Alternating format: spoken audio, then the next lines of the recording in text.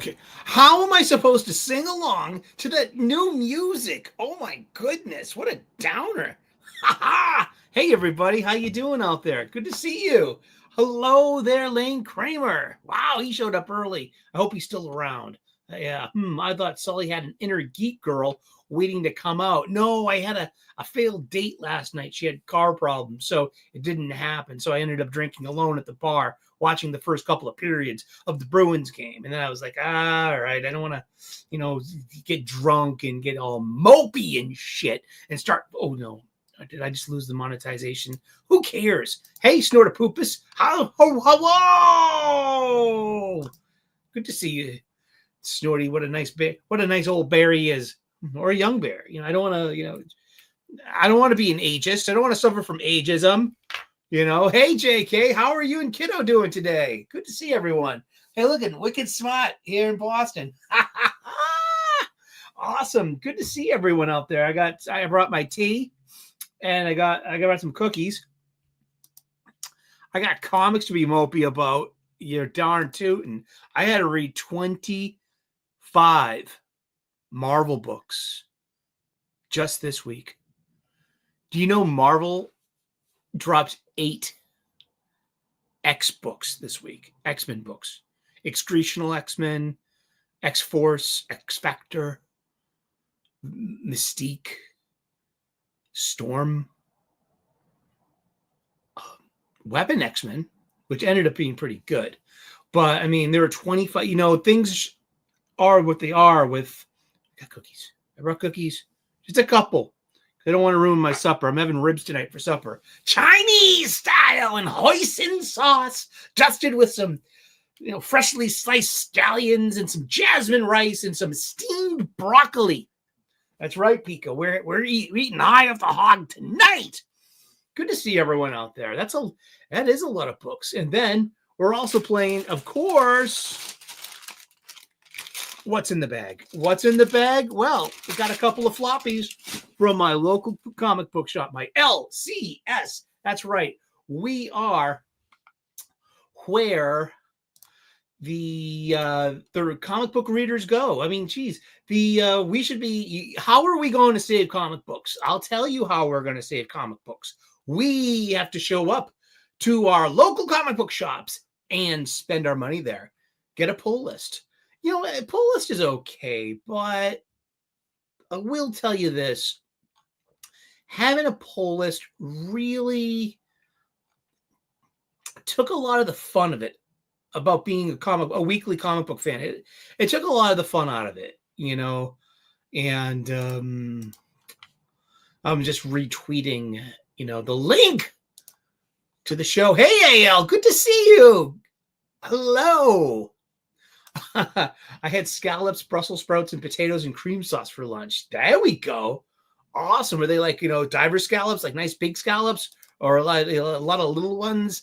We used to, at the restaurant, we used to have like these 3 or 4 huge, like 2-ounce diver scallops, and we would sear them in butter on each side, like in this like special compound butter. It was like we use saffron, just a little bit of saffron. See, you'd have to bloom saffron. A little saffron goes a long way. And I don't know if you know, but saffron is legitimately one of the rarest things on the planet. It's rightfully priced because it's so meticulous. You have to get the pistils from a certain flower.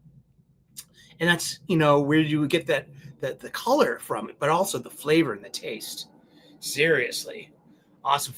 I love fettuccine Alfredo. I'm a sucker for fettuccine Alfredo with penne pasta, fresh steamed broccoli, and grilled chicken. That's like, I know that's like, that's like so cliche as food goes, but I'm into that. I am into that. I shove that in my mouth. I read 3 of my books today. Ultimate Black Panther, number 13, 8 out of 10. It's a good score. Ultimate Wolverine, number 2, 7 out of 10. Better score than I did. And New Gods, number 3, 8.5 out of 10. Cool. Still have to read Nightwing. Gonna pick up Incredible Hulk next week. Hello, Mo. How are you? Good to see you. Salam to you halfway across this world. I got G.I. Joe's, got Skybomb and G.I. Joe. Yep. I did too. Hello, ladies and gentlemen. Yule Carter. Thank you very much, Yule. You good job yesterday on the show. Thank you so much. Yeah, I mean, it was like I was on Wes's Thinking Critical yesterday, Saturday, 10 a.m. U.S. Eastern, and we had a special guest star for the show. Special guest, prolific comic book writer Joe Casey. Awesome show. It was really it went by so quickly. And I you know what, maybe that's part of the fake geek girl conversation. No, that's just clickbait. Y'all know me. I got to throw clickbait up there. What's up, Dwayne? How you doing? Good to see you. And also, just to give you a heads up, I toggled this manually. You should be seeing advertisements, I believe, every 18 minutes. Yeah, I mean, why not? I mean, just let's see how that goes. And I wonder how many advertisements you get. You know what I mean? And just how long the duration is. Is it 2 minutes? Do they throw those 90 plus, second ads up there? If you watch as much YouTube as I do, you know that you can skip over them too. So buttons, as Mo says. That's right. Welcome to the Super Sully Sunday stream here from Boston, Massachusetts, our Boston studios, which is down the street from the corner, which is across the street from a Dunkin' Donuts, as always, and an ATM. And that's an ATM machine. Where you get your cash from for your scratch tickets because you can't use your credit card to buy lottery tickets.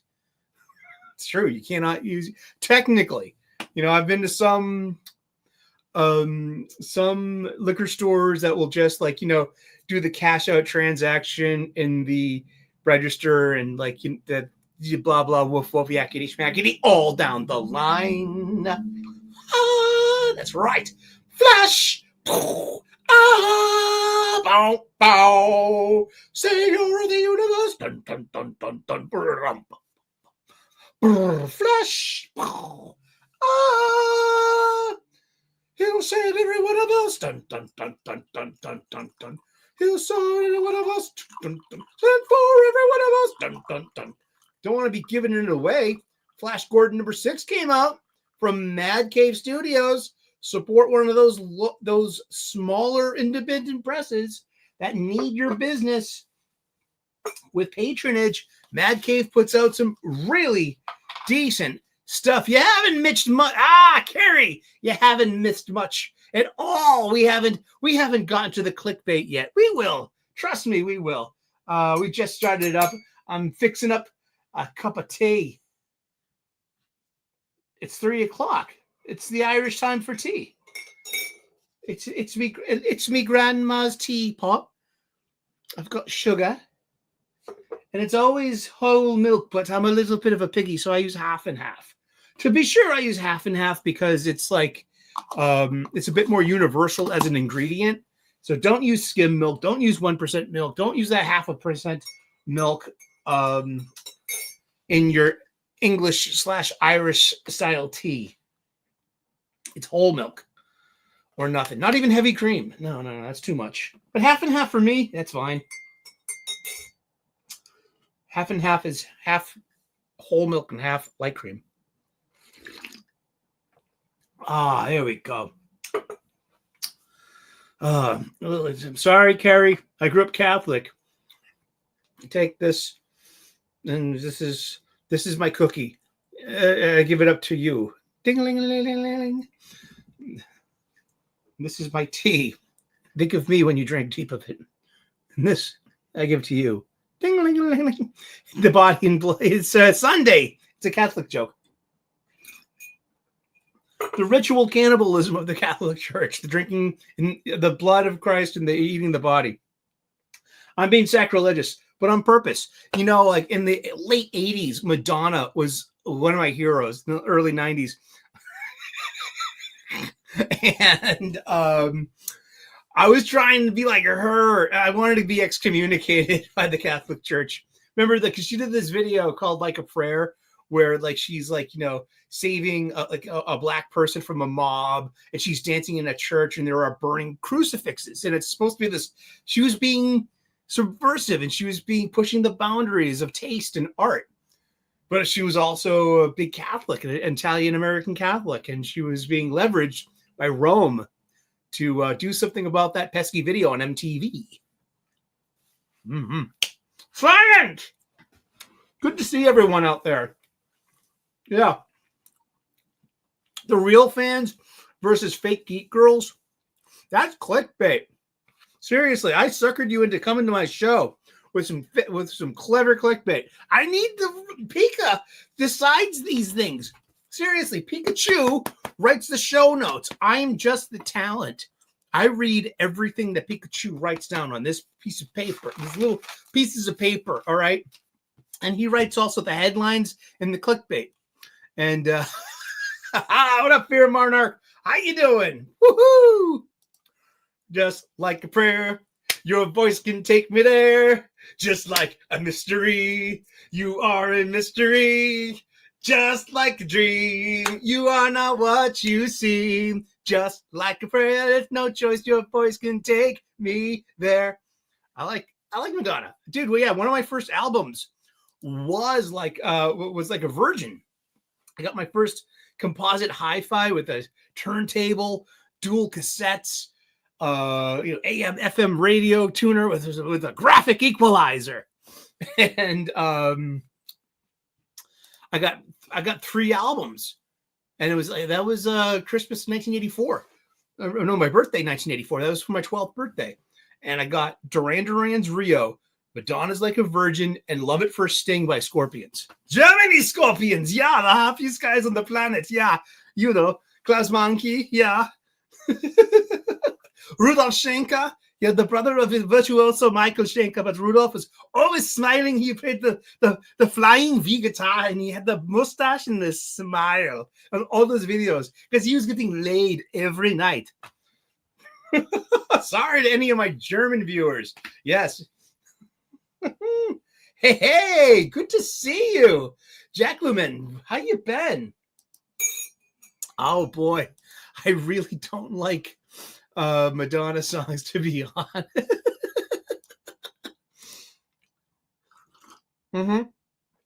I believe so. Yeah, I love Rio. You know, John Taylor is one of the most underrated rock and roll bassists of all time. He lays down some sick stuff. There are some sick bass lines, especially look up Planet Earth by Duran Duran from their first album. Like, oh my gosh. Yeah, good stuff. Good stuff. Awesome. Yeah. So yeah, I was not fighting any fake geek girls. I don't fight people anymore. No, I don't fight people I don't. No, I'm 52 years old. I've been there. I've done that. I've fought the fights. I won. I lost. A lot of stalemates. A lot of just useless anger. A lot of just hateful words going back and forth. And for why? And for what? And for how? I mean, these things are important to us. Yes. But it's better than apathy. I mean, because apathy is, I was going through some Star Wars stuff today, like especially a video I made 3 years ago. Oh, excuse me. And it was I used to try to do some Saturday content, like a video every Saturday about Star Wars. And I came to a point where I started, it was from December 2021. So it's literally a year after the release of, 2 years. Yeah, is it? Because Rise of Skywalker came out, was it 15, 17, 19, December 2019.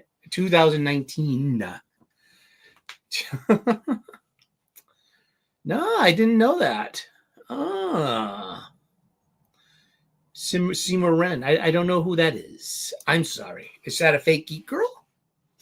And Nerdy Girl creates it is a real geek girl, so she knows plenty of fake geek girls. We got JK out here, and we got AL out here. So we are like leading the league in real geek girls right now, only surpassed.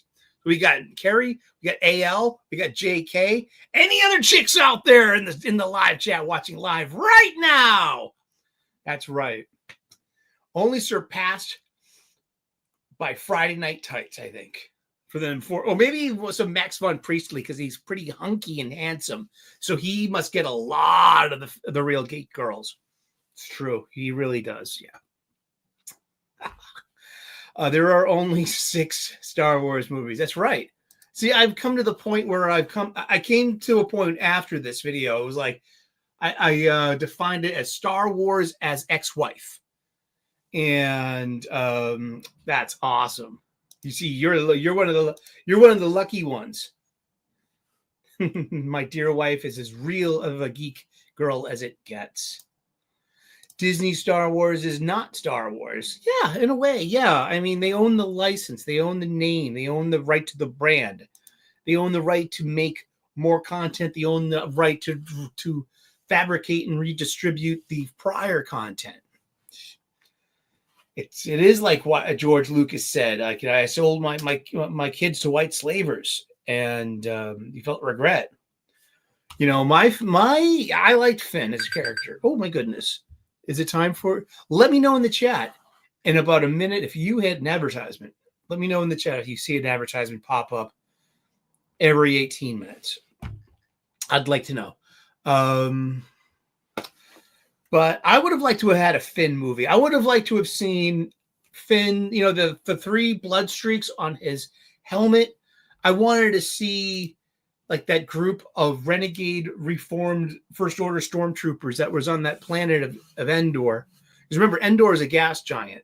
The moons of Endor are where all the stuff happens. So you have the forest moon of Endor, and then you also have that ocean world of Endor that that Star 2 had planetfall through its atmosphere, and it crashed on it, and it was kind of mostly intact under the water. And Ben Solo found an Imperial era TIE fighter and installed a hyperdrive and made it airtight and installed shields in a very short amount of time in order to get back to Exegol. Because we all know Imperial era TIE fighters lacked hyperdrive, shields, and a life support system. Why do you think that the hoses on the TIE fighter pilots? No, there's no atmosphere in there. There's no air. The TIE fighter was the minimalist thing you could get. Twin ion engines, blasters, high speed, maneuverability. But no shields, no hyperdrive either. It's amazing what Ben Solo did. I mean, he couldn't have just called up his Star Destroyer pretending to be Kylo Ren one last time and say, "Hey, can you guys can send me an Uber? Like, I need it. Don't make me."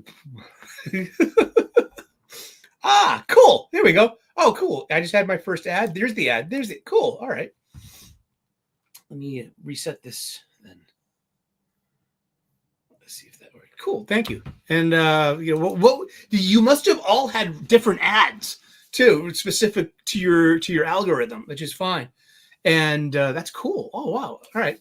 Yeah, I had to make a toggle inside of my YouTube studio creator studio where like advertisements that it said, okay, I literally toggled every 18 minutes. So we'll see what happens. So expect an ad every 18 minutes.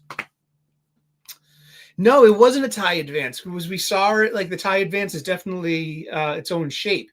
It's distinctive. And that would have actually really looked really cool to have had a spare, of course, Vader's TIE Advance time X1 survived planetfall and being in a adverse climate such as perhaps straddling under and over the sea line from being in the water, the ocean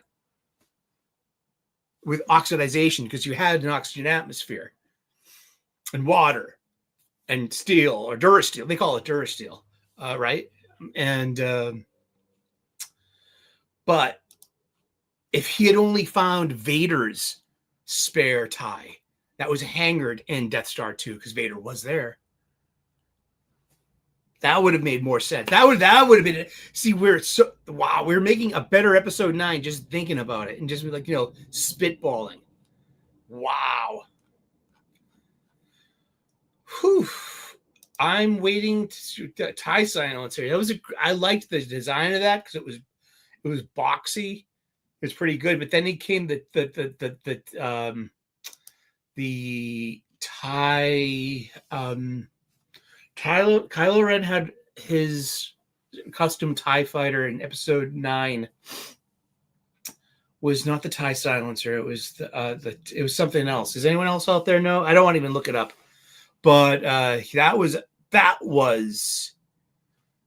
a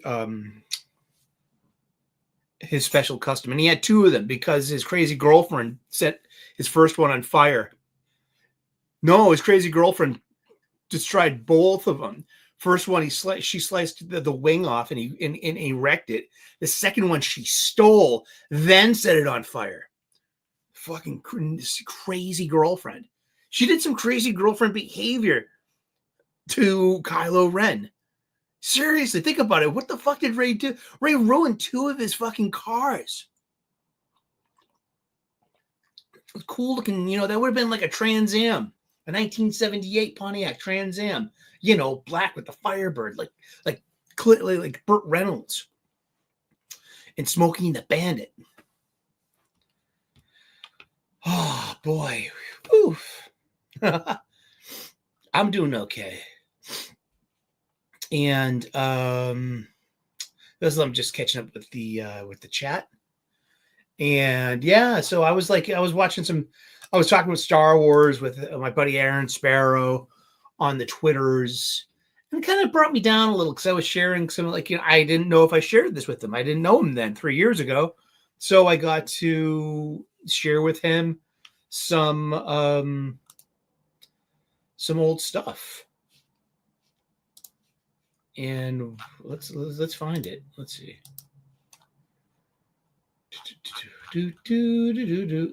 Phenomena. Do do do do. Phenomena. Do do do do do do do do do do do do do do.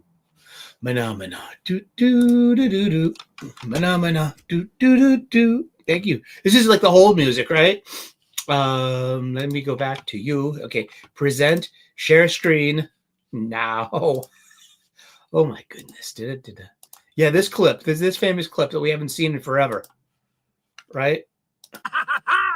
Do it!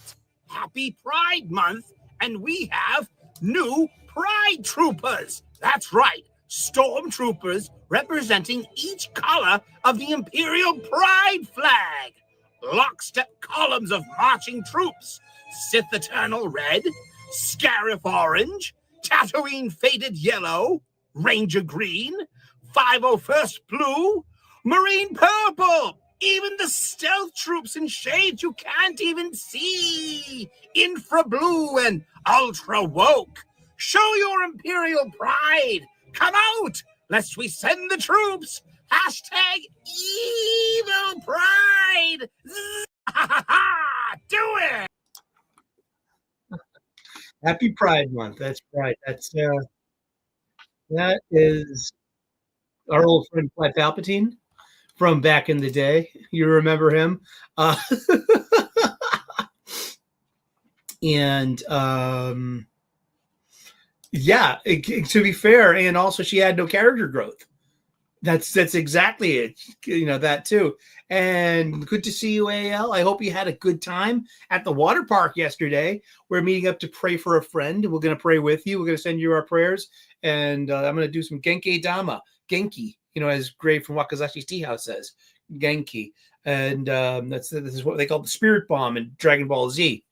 And she might potentially have lung cancer. She has 4 kids. The youngest is 10. It's been rough. And you have my heart is with you. My mom had lung cancer as well, and that's what ultimately took her. So God bless, namaste, good luck. And from all of us here, take our prayers with you.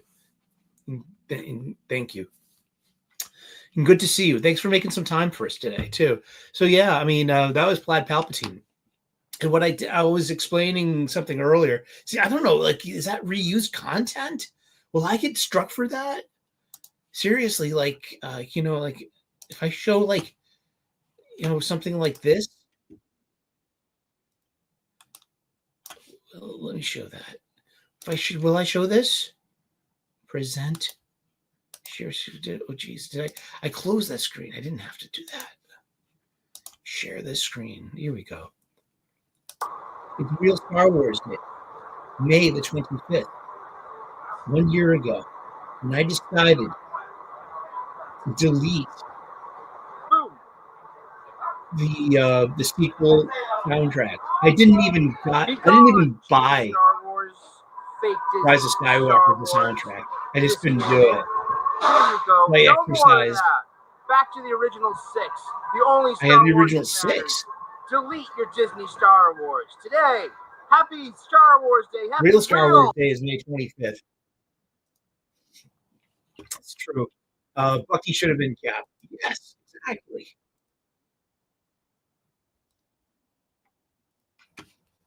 Bucky should have been Cap. I hate his direction in the new books, The Revolution. What does that even mean? That's some kind of fucking weird. That's the hippies and the commies taking over comic books. Ugh. Nobody wants that. Nobody likes you. Nobody wants you. Speaking of that, Star Wars reminds me of my love life. This is like the content I want to reuse. I hope I don't get busted for like reusing content. I mean, I don't know. And how does someone get reusing content anyway as like a thing? This is me. Hey there, Reverend Sully. Eric O'Sullivan ordained on the Long time internet. The ago. caveat, as always, please do not burn your hands holding on to my hot takes. If you do, Finn's then that's mask on you. behind me. This is going to be my last Saturday Star Wars hot take for the foreseeable future, for a few reasons. One, it doesn't get any viewership. Maybe it's a Saturday, maybe it's the content itself. I do try to make positive spins on EFAP culture myself. and, EFAP is occasionally go on a rant. This is neither. This is more morose, a vulgar way to say and talk about self-pleasuring, but because I EFAP think I've means something else. It's not as though I've run out of means things to say about Star Wars. I think I've run out of just. I'm gonna turn that down just a little bit. So yeah, there we go. That's better. Wow, EFAP means every frame of pause. So giving me any love. Go through it. So I see Ethan Van Sciver do this all the time. He's always watching his own stuff. So it's kind of like, which Ethan's talking right now? It would be, Hopefully the louder. Let me just double check this. I have a speed. It would be like I can see. Yeah, here we go. All right, that's proper. You know what I mean? I unfortunately this got made on December the 3rd, for my love life. Where did I go? 2021. Why aren't I getting loved? What's in it for me? Peak is still there. Peak has been around all this time. I told you. I have no future. This is me at my lowest as a Star Wars fan. Now, after this all goes down, I'm totally EFAPing myself. Oh my gosh, this is stupid. I love it. All right, but it's a Star Wars conversation, and I watched this earlier. I shared this with Aaron Sparrow. He had quote tweeted Sawyer. If you don't know Sawyer's she mixed it up with Star Wars theory not too long ago with the usual accusations of and politicizing and we're better, than you. Just the total unlikability of the neo Star Wars fan, of the Disney era people. So yeah, that's where. But this was at my lowest. At feelings, my my feelings. I get it. Yeah. And I'm thankful and blessed that I never went along for the ride. I never watched any of the Disney Plus shows. I watched the last 8 minutes of Kenobi on YouTube because I wanted to see this lore-breaking saber fight. and going forward, new. It's all about her. Yeah, I mean, See what I do. This is my theory that Star Wars, since it has so much feminine energy, we got Kathleen Kennedy, who's actually ironically been faithful to her husband, Frank Marshall. They've been married for about 50 years, over 40 years. So buttons. Yet I say that with all the female forwardness, we forget about the mean girl aspect of women, and also the way that women behave when they're your ex-wife. And I feel that so much feminine energy in Star Wars right now brings out that ex-wife energy in that's inherent in the product now, because it's like I'm with my new husband now and my new life, and it's up to you to get over this. You can hug and cry on those pictures, you can burn those pictures, anything you want. I don't care. I'm with him now. I've moved on. I don't love you anymore, and that's that. So let's get back to this and let me catch up with the Star Wars. Yes, literally makes me Frank Marshall. They're movie producers. They're Hollywood royalty, brother. I don't mean that literally. Colloquially. Sorry. Sorry, I'm talking over myself and chatting over myself. But I'm just. Let's see. I was going to do a series on the Rinsler books, such as this wonderful Empire Strikes Back making of. I've also got the Return of the Jedi and Revenge of the Sith makings of. I've also got Look how thin I am. The Star Wars Dark Horse. I gained back all that weight. I was so thin. I'm about 170 pounds there. I'm a 32. I'm wearing medium clothes right there too. I'm so chubby now. I make large T-shirts look like a sausage casing. I have to take a break. And this is me saying I had to take. So okay, EFAP. Every frame a pause. So what I was getting to was this. My feelings haven't changed about Star Wars, that they're unable to create interesting new content or stuff. I mean, they want to move forward. They still haven't not made Galaxy's Edge into anything that an original trilogy fan like me would want to go and spend all of their disposable income on, in this Star Wars experience of being in Mos Eisley and walking into the Creature Cantina, hearing that music. Think about it, man. I would fucking probably end up crying. But no, that's not a consideration. Not with Kathleen Kennedy and the Force is female, which is it was a joke, or that was a pun. That wasn't but that happened, and that became an unironic photo op to really express they took the world's biggest boy brand and they feminized it, and in the name of diversity and equity and inclusion and representation and all these things that were already baked into Star Wars to begin with. All you just had to do is tell Star Wars stories. This is the ex-wife energy. She's moved on without you. She doesn't care about you anymore. She doesn't love you anymore. She doesn't want to see you hurt yourself. But if you do, so be it. You're not my husband anymore. I'm really EFAPing myself. This is hysterical. I lost the Star Wars. Oh boy. It's moved on without me. It's happier with. Oh shit! Yeah, my fanfic is better. Exactly, all of ours are. I bet you we could cobble together the best episode 9 story using the shit pieces that they gave us. Yeah. Did you even read the novelization? I did. I read the novelization of Rise of Skywalker. The comic book adaptation is just coming out from Marvel Comics 5 years after the fact. That very 1/6 scale behind me right there is your Han Solo frozen in carbonite. And I hope you get to see it later when we go full screen again. But over my other shoulder above Pikachu in the background, you'll find my 1/6 scale Captain America from Endgame. He's holding aloft the mighty Mjolnir. Star Wars is Hammers Thor. Hammers Thor's hammer. Hammers Thor. the stories are being done, and even just What did the I do to direction myself? of What are you talking about? Good gravy. Why did you do what to myself? no love for the classic fans. I mean, we're the Oh ones with boy. disposable income. Let's see. But Just you know, want to go and it's spend like our we're the money, classics. time, But this is I made this like you know, this 3.5 is years our ago, life. almost We 3.5 wanna years ago, follow and it's our like investors, since time, then love, and attention. the Disney Hotel Galactic Star Cruiser came and Oh, it doesn't went. matter. I love Only him now are they now. including a part-time You can Luke hold his Skywalker hand, at that's on Galaxy's you. Edge Or you for can burn photo pictures, that's ops. on you. I mean, And like yeah, I just Star think Wars it's is definitely an ridiculous. allegory for my love life at this point. You know? And Solo lost money. yeah, I got no hope in Star Wars getting better. Seriously, it's not supposed to. It's not going to. Well, because I think it's because they think Sorry, if you want to you know keep watching because it, Star Wars. keep Oops, sorry, complaining and you're about about to hit your that's fine. another I mean, commercial break. So let me know enjoying it. in the comment Yes, section there are things to if enjoy you see about another it. commercial, I mean, but something like that. seriously, Phones I mean, yeah, blowing up. enjoy it. Yeah, I wish I could. I really, Let's see. truly wish Oh I could. boy, who's called out I- sick already tomorrow?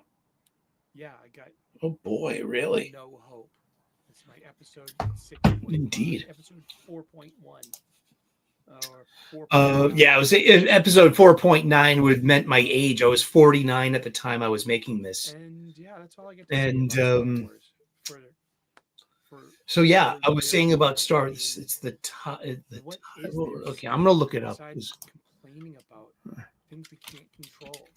What I can control is where I put my attention, how I The spend Tie my Whisper. money, how I actively engage with Kylo the Ren's game, Tie Whisper. and The what's Tie in it for me. Silencer was There's nothing. yeah, in the Star Wars for boxy me. one. I mean, It was like the SUV. The Tie Silencer was like an there's no Escalade. love, That's what it always reminded me of. none. So that's And it all was there just is like to it. a misfit All right. because they usually have the round hull with the Give me a round thumbs down. canopy, and this was Yeah, I squarish deserve it, with the 'cause square this is very canopy. morose. So therefore, visually making Kylo Ren a misfit among his own. It's a reflection know, of my feelings. totally. I've been making Star Wars content for a while. It's part Let's of see. Let's pause that for a second because every frame of pause, we are e-fapping myself. I love it. This is so clever.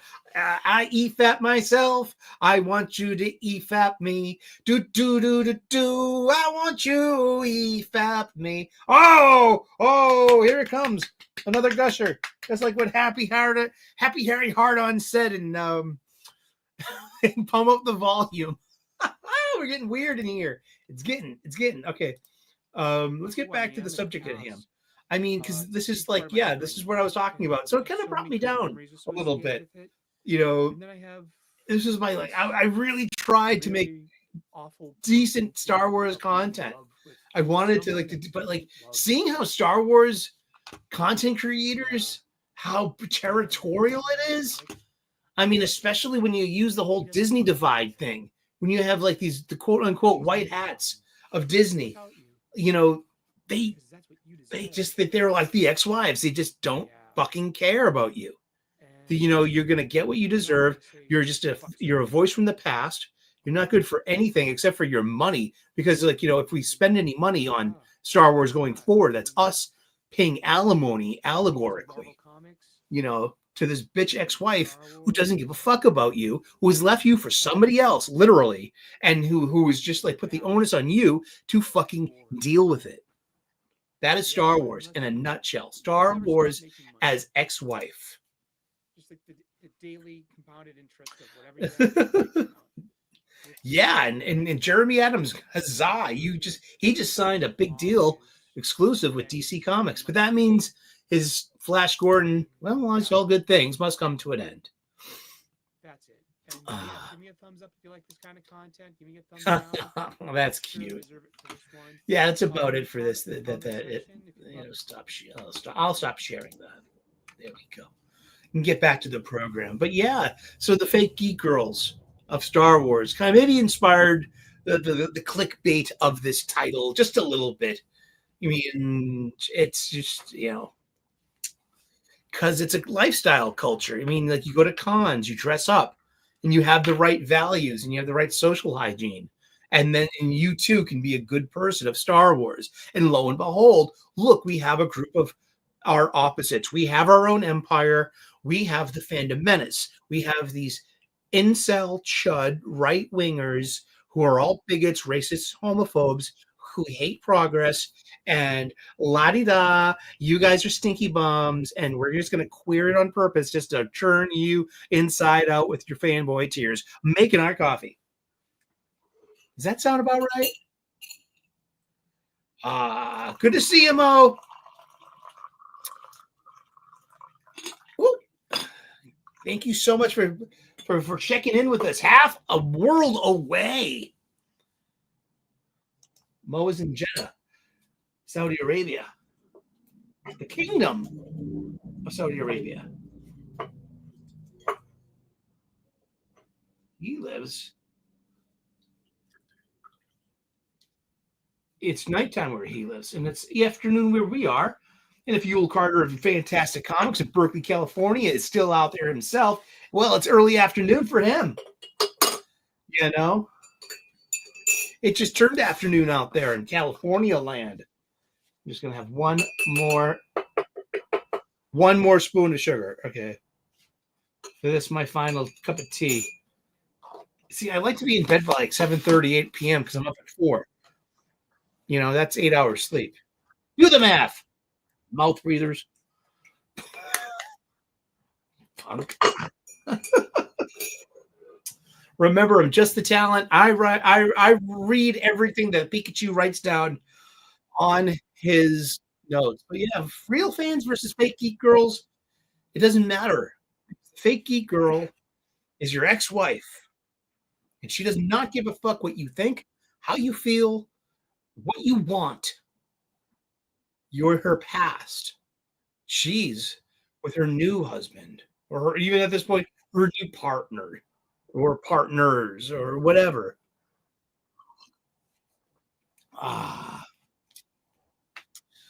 Good to see everyone out there in the chat. Nice. Thank you so much for showing up and watching the show. Now, with advertisements every 18 minutes. And remember, if you need some comic books, there are some deets in the description of this very show.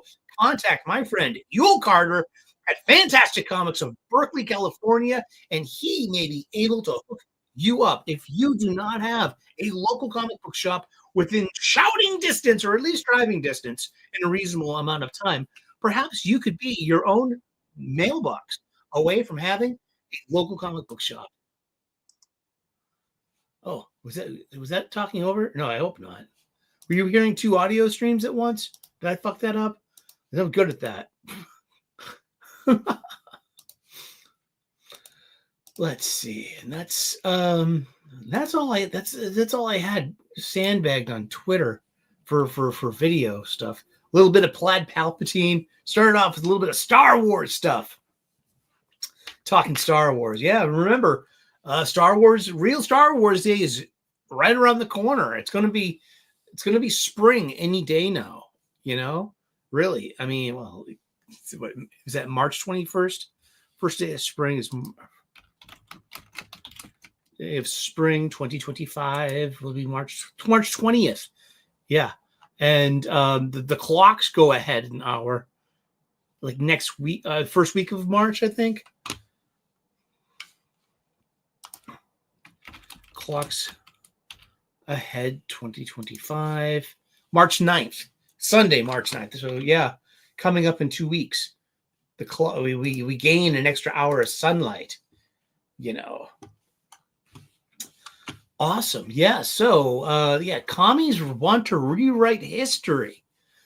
Everywhere in Marvel Comics, we're going to be having, like, you know, things going. We're having Kamala Khan. I don't like calling her Kamala because Kamala was a wrestler. Is it Kamala? Thank you. Excuse me. Or is it Kamala, like Kamala Harris? Because Kamala would said it's Pamela with a K. You know, I get, so I'm like, I'm always like, no, Kamala is a fucking wrestler from the WWF days, dude. Fucking Kamala was a vice president. Kamala is an inhuman mutant teenage superhero, right? So this new mutant is going to be smuggled into the past via some time travel chicanery in this upcoming giant X-Men event, written by Jackson Lansing and Kelly. That's, you know, so that's what Lansing and Kelly. And it's going to rewrite history. But isn't that that's the commie plot thing? Like, here we have all this academic postmodern drivel dominating publishing, not just comic books, mind you, publishing books, novels, magazines, websites, ESPN. What do you think ESPN is? Journalism. It's part of the publication arm. It's like, you know, and saying like nothing's more woke than ESPN, right? I don't know. I haven't watched ESPN. Thank God I haven't watched SportsCenter in about 25 years.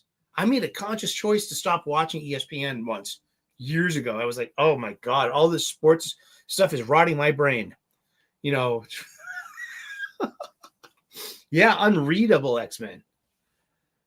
You know, I don't know. Yeah, Kamala was, you know, I'm not sure. Is it? But I just remember Kamala Harris was like, no, it's Kamala, like Pamela with a K. So I was like, okay, I can respect that. And so I made the distinction. Yeah, you see Captain America? Yeah, I've had him actually for a while. I just never had a space to put him. A safe space for you, Stephen. You know, just away from all those just red skulls. And I bet you Peggy gets really bitchy sometimes when she doesn't get her tea and crumpets. Huh? I got my tea and just biscuits. I would rather have a Jemmy Dodger than, you know, a Chucky. But this is Chucky with fudge, you know. Sorry, I apologize to everyone in Britain. Well, for letting yourselves get fucked in the first place. You all did that to yourselves. You can unfuck your own shit. Holy shit, Britain's fucked. I know I got into an argument with someone with a Twitter familiar.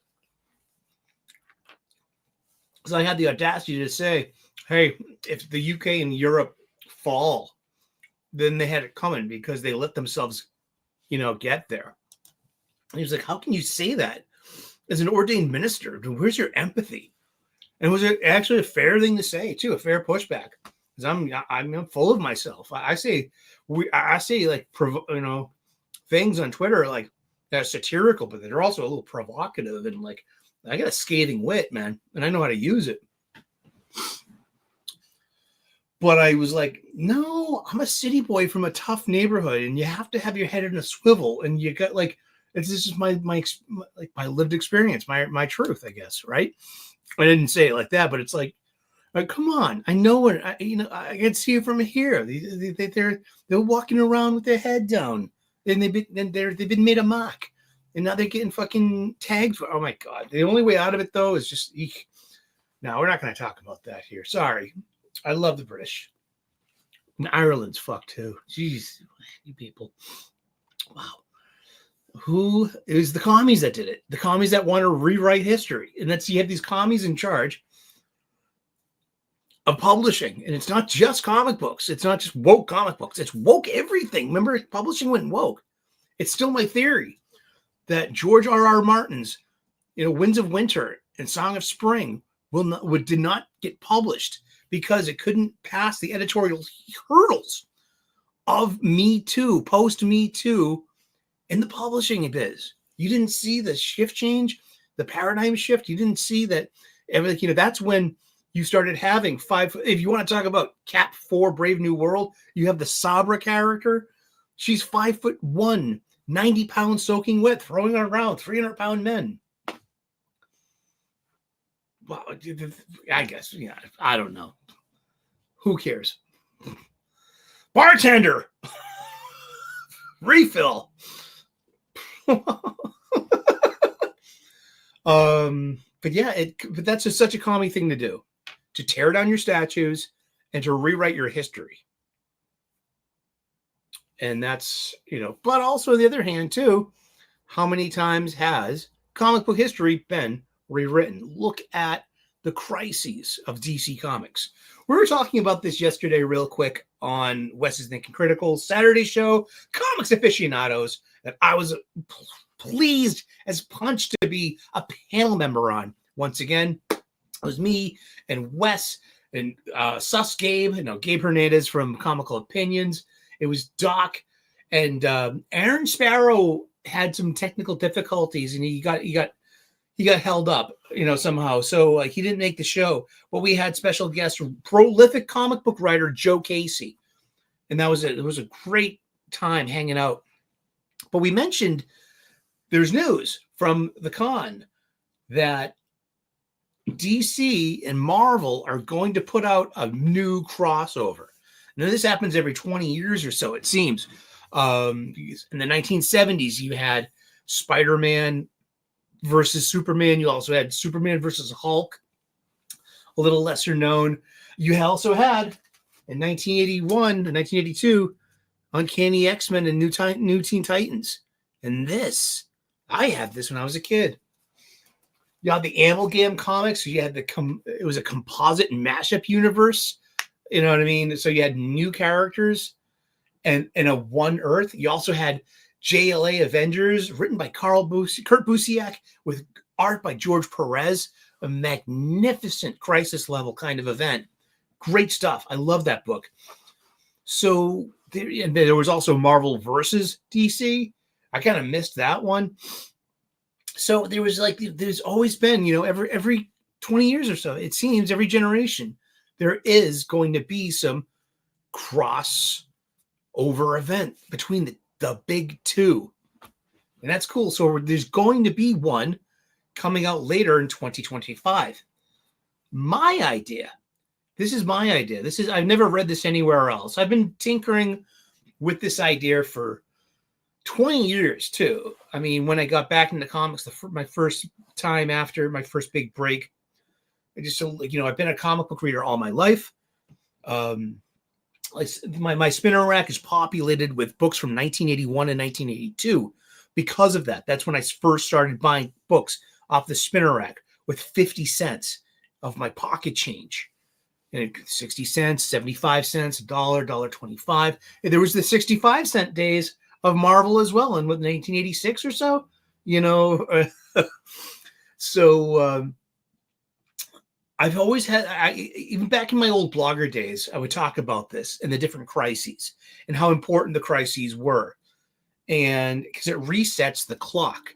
I called it Winding Julie's Wristwatch. Julie as in Julius Schwartz. Hey, it's almost time for a commercial break. And I will spin my wheels for a minute just in case. And let's see if you all get an advertisement every 18 minutes. And yeah, let me know what kind of ads you're getting too. I mean, you could all be getting different ads. I'm always getting hemorrhoid cream and HIV medicines. What? No, those are literally there are so many ads for different pharmaceuticals, because the only TV that I watch, I have a Vizio brand television set, and connected to the Wi-Fi, I get Vizio free TV. So I have an a la carte menu of all these different specialty channels. The Doctor Who Classic channel from BritBox, ITV, BBC. Great. It's the first 9 Doctors, man. This is up my alley. I love it. The Star Trek channel. The Crime channel, 360 Crime on A&E. So I'm always watching the first 48, which is, I watched it all this morning because after 6 hours, it just shows you them all over again in a cycle. So I already watched today's offerings for that show. I don't have to go back to that. But where was I going with that? Ad. Thank you. Ad. So, Winding Julie's Wristwatch. Julia Schwartz was the famous DC editor that was part and parcel with the Silver Age. It wasn't just, he was Carmine Infantino's editor. So in 1955, when Showcase number 4 comes out, that has the debut of Barry Allen, the new Flash. That is when the Silver Age began. And then came Green Lantern. Then came the Justice League of America, the revamped Hawkman, who was not archaeologist Carter Hall anymore. He was Thanagarian intergalactic policeman Carter Hall from the planet Thanagar. Now, Adam was not Al Pratt, a lower in stature, powerhouse. He was Professor Ray Palmer, who can transmute his size down to the microscopic. Then began the Silver Age. And the Silver Age begat what was known as Earth 2, because they would have these crossovers. He was like, what happened to we have a Superman that was also in World War II. We had another Flash. We had another Hawkman. We had, so there began Earth 1 and Earth 2, which were those Golden Age books. That began the original multiverse, like the first real multiverse as we know it today. From Earth 2 came Earth 3, our mirror doppelgangers, our evil opposites. From that came Earth S, when Fawcett Comics were bought out by DC Comics.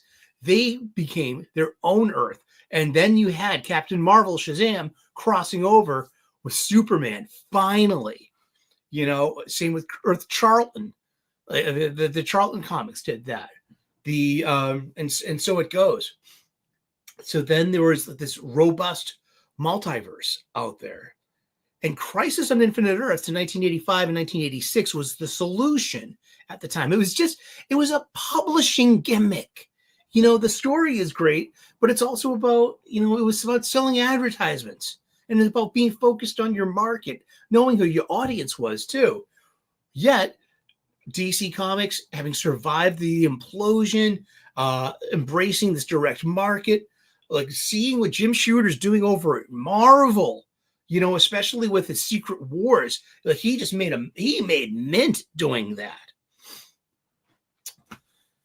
So DC began with their version of the big maxi series through Crisis. Every issue tied into it. It reformatted the DC universe. No more multiverse. Consolidated history on one Earth. And by doing that, it makes its own problems too. So they have to be resolved in a crisis further down the line. So almost like every generation has their crisis. Now, for me, coming back to the point when it comes to this DC Marvel crossover, this is my elevator pitch. Secret Crisis. That the crossover with Marvel, at least on Marvel's end, has a permanent consequence, that the heroes return. By the end of the book, when everything's said and done, we're putting the toys away. The heroes of Marvel are returning to an Earth and a version of themselves that is the most universal, the best, the chronological age. Is Peter better off at 30 or is he better off at 22? A chance to de-age everyone, a chance to, unburden like the X-Men from 20 years of bad storylines. All that has an effect on, our enjoyment, because Marvel has something called the sliding timeline. And the sliding timeline starts at the first Fantastic Four issue in 1961. And so far in Marvel history, time has passed about 10 years since Fantastic Four #1. That means that about 10 years, I think it might be a little more. So you now have 3 generations of heroes in the Marvel universe because of how sliding timeline is accumulating now. And you need to make new characters and you need to have new stories. And you need to, but Franklin and Valeria Richards, they're teenagers. Peter Parker is 30 years old. He was 15. Maybe it's 15 years because Peter's got to be 30 now. Ilyana is 25. Wasn't she 10 when this started? Because like that is canonical. Because in Magic issue #1 that released last month, there said that the X-Men, Alaska team of Scott Summers, they're having it's Ilyana Rasputin's birthday, and somebody makes a joke about her quarter life crisis. You know what I mean? Midlife crisis. When you're 50, your quarter life crisis when you're 25. So I believe, that just stated, hey, Ilyana's 25. Kitty's got to be about, a little older than that, about 26, 27, right? Something like, because Kitty was 13 when she entered the X-Men for the first time. Yeah, so Kitty's, she's 27, 28 now, isn't she? And now you have another new generation of superheroes, beginning with Kamala Khan. I just like Kamala was in it. Kamala was a wrestler, but Kamala Khan, Kamala Khan, the Nova, the new champions, Miles was a lot younger when he started out in this too. Like Hulkling, like, the Young Avengers Day. And now you have even, if you're reading as much Marvel comics as I do, then you know that Marvel has introduced, no lie, about 20 new young teen characters that are kind of like derivative of bigger name comics. They're just, just reading New Champions alone, there seems to be 12 in there. And then comes Bailey Briggs, Spider-Boy, and then comes the Spider-Girl and Spider-Boy. Sorry. But what I meant to say, because like I brought this up and I kind of got shot down by the rest of the guys, which is fine because it's just my opinion. Because they're like, nah, Marvel doesn't need a crisis. Because I was like, Marvel needs a crisis. Marvel needs an honest reboot. And I'm not talking about another version of Ultimates. I'm not talking about like modernizing all the costumes and everything. I'm just talking about a reboot that's just going to like lighten the load. I feel like something like the X-Men is so burdened by the weight of their own continuity, and especially the weight of bad stories.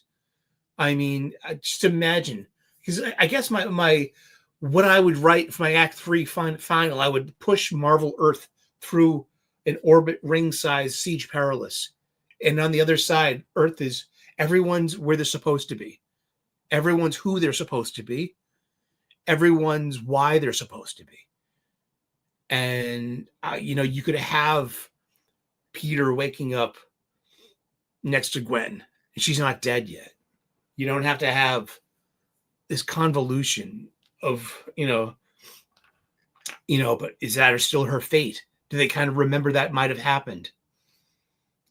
Something like, but that's my thing. Because, okay, I when it comes to continuity of this long form story, I came up with a metaphor, a real metaphor for DC Crisis continuity. And now I'm applying that 20 years later. I'm applying that to the Marvel continuity as well, to Marvel sliding timeline. That Marvel sliding timeline is bunched up in places. And it's kind of like it's like, if you can imagine the continuity of the world, of the earth as a fine Persian rug. Okay, you have this fine Persian rug. It really pulls your room together. It's beautiful. It costs a lot. It's got such a wonderful design. You can get lost for hours just trying to figure some of that stuff out. It's just beautiful. But guess what? Over the years, it's got some wear and tear. There might be a cigarette burn on it. There might be someone spilled some red wine and didn't, clean it as well as they should have that first time and left it dingy. There could be some accumulated, wear and tear and trackings, at the high traffic parts. There could be parts of it that need repairing. It could be as a rug. It could be like lifting up in corners and bunched up and it could trip you up. This is a metaphor. The continuity of these beloved properties, these beloved DC and now Marvel, is a fine Persian rug. And occasionally, we have to clean the rug. We have to take it off the floor. We have to beat it over, beat it free of dust. Have you ever seen any of these YouTube videos that they're washing the old rugs, and they just keep going back and forth time after time, and then they bring back to life this beautiful rug that's like underneath years of neglect and dinginess? Our continuities of our beloved DC Earth and Earth 616 of Marvel is a beautiful Persian rug. And all we need to do occasionally, every couple of years, is clean it. I'm not saying like we're going to change the rug. We might have to repair it in a few places, while we have the rug up. Hey, look at this cigarette burn. Look at this wine stain. You know what I mean? Look at this where the tread is too. Can we do that thing where we shave the rug and it's just like, whoa, wow, that really worked. I've seen too many rug improvement things on YouTube. The things that your algorithm will suggest to you. But seriously, the continuity of our stories is a beautiful Persian rug. And all we need to do is maintain it and clean it occasionally. But a rug can bunch up in places and it can trip you up. And that's what I feel is happening, especially now with 3 generations of characters in Marvel in 15 years of sliding timeline. That's accumulated. That's where we are now. And a crisis could solve that. And especially now that you have an opportunity to have a crisis because you're having a crossover with your distinguished competition, DC Comics. That's what I got to say about that one. Thank you very much. And Commies want to rewrite history. Let's get to some comic books. I read 25 Marvel comics this week. How unfair is that to the local comic book shop? You just put 25 publications. I wonder how much of that had to do with the Diamond distributing, but also they use, isn't it Lunar? It's Penguin Random House. Penguin Random House is Marvel Disney's distributor, yes.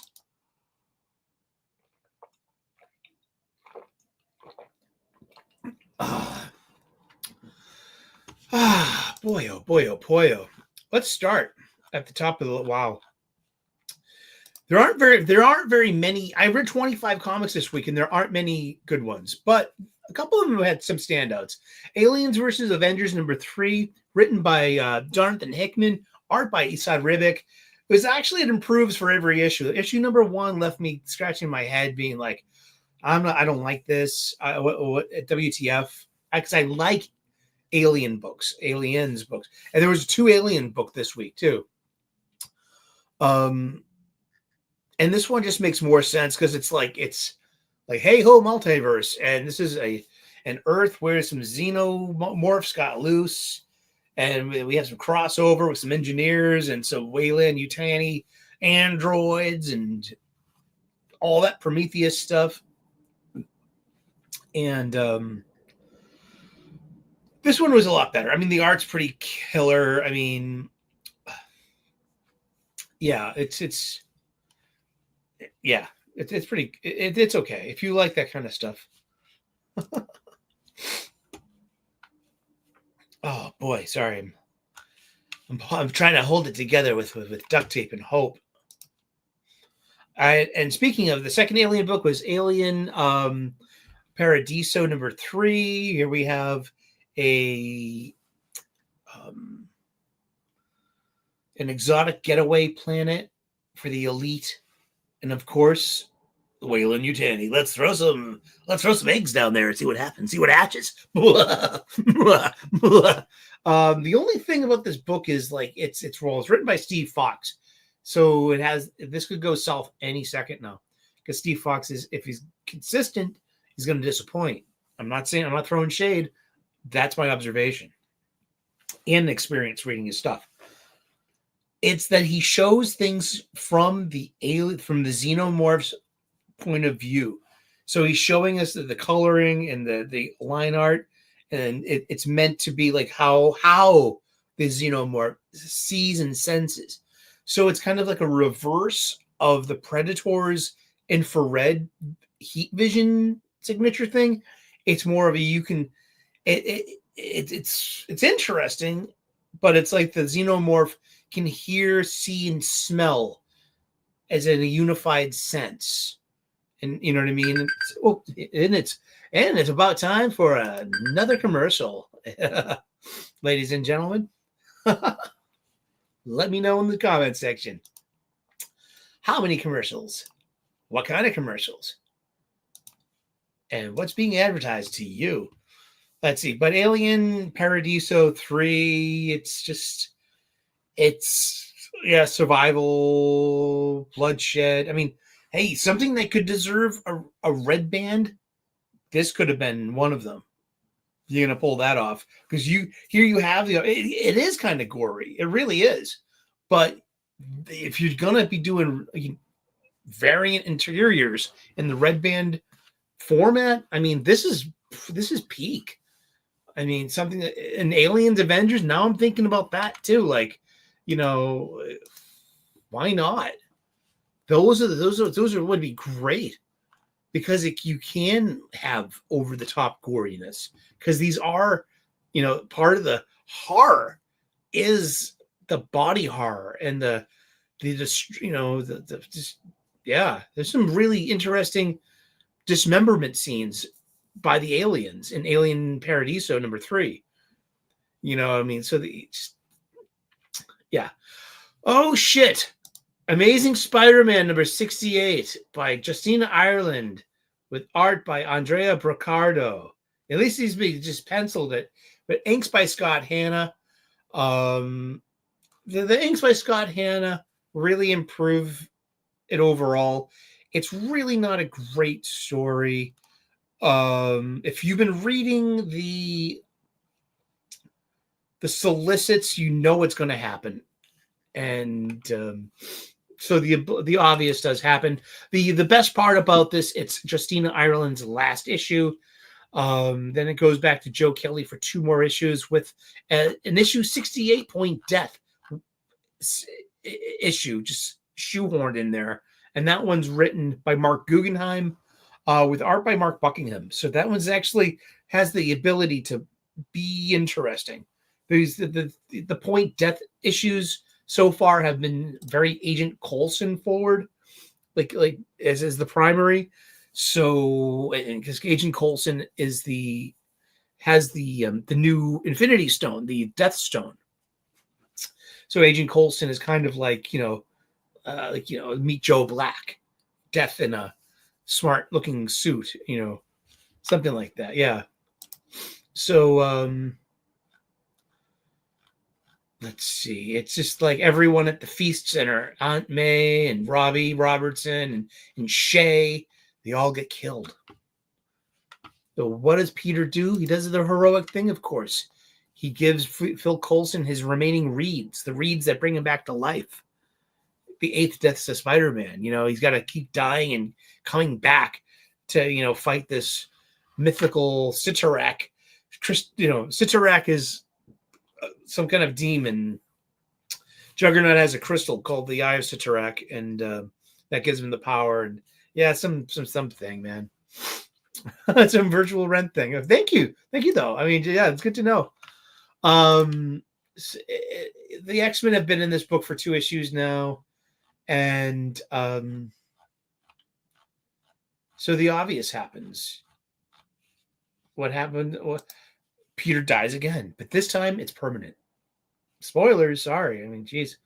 So how does he get out of this one? Because Amazing Spider-Man number 1 by Joe Kelly and Pepe Larraz has already been solicited. Maybe it'll be Ben Reilly. Maybe he's going to reform himself. Maybe it's going to be Kane Parker. Is he Kane Parker or Kane Riley? I think he was Kane Parker. Or is he just Kane? Let's see. But yeah, ASM 68 was a disappointment. I've been rooting for this magazine too. I really have. I mean, because I give credit where credit's due, and it started out better than what the middle of this. I mean, this has just been one hell of an act 2, and it's really been. This could have been shorter. I mean, no, but this is. Remember, it's publishing. This is the publishing industry. These are publishing tricks to get you to spend your money in that direction. at $4.99 a whack. Jeez. I think there was 12 issues. So yeah, you're going to be spending $60 on floppies. I believe so. I really do. Daredevil by Solomon Ahmed. Daredevil number 18 with art by Aaron Cooter. This is issue number 18, and it's Introductory Rights, part 18. So Matt is fighting. What happened to Matt Murdock? He went to hell to save his friend's soul. He had to get stuck there, but then the new issue 1 comes out, and he's back with a little bit of amnesia, and he's a Catholic priest in charge of an orphanage. And that was an Introductory Rights part 1 a year and a half ago. Along the way, Father Matt understands he's being attacked by the 7 deadly sins who have been infecting people he knows. And it's coming to a head, blah, blah, blah. It's kind of boring. Is anyone out there reading Daredevil? Is anyone out there liking it? Let me know in the comments section if you could be so kind. There's another Daredevil book called Daredevil Unleash Hell, and it's written by Erica Schultz, who's been getting a lot of work lately at Marvel. We've got Valentina Pinti and Jose Luis Suarez are the pencilers, and Valentina Pinti and Jonas Trindade are the inkers. So the art in this is pretty over the top, and it's pretty nice. Lots of good line work, a lot of nice inking. I mean, I like the story is pretty good in this, but it's Daredevil Elektra, and she's fighting a creature named Muse, and Muse is a spirit, a demon that's infected a young artist. And so the young artist now is making body horror out of art, like killing and reassembling human parts to make art with, and using blood on canvas for painting. And this is a Red Band book. We got 2 Red Band books this month. It's Red Band, Elektra Hell Unleashed, and Werewolf by Night. So, and this one actually has some really good over the top, body horror and gore and grotesque. So it's okay. It's not bad. I mean, it might collect better. This is a mini. So it's written for the trade, and that's that. So, and hey, Doom Academy number 1, by Mackenzie Cadenhead with art by Pascal Ferry.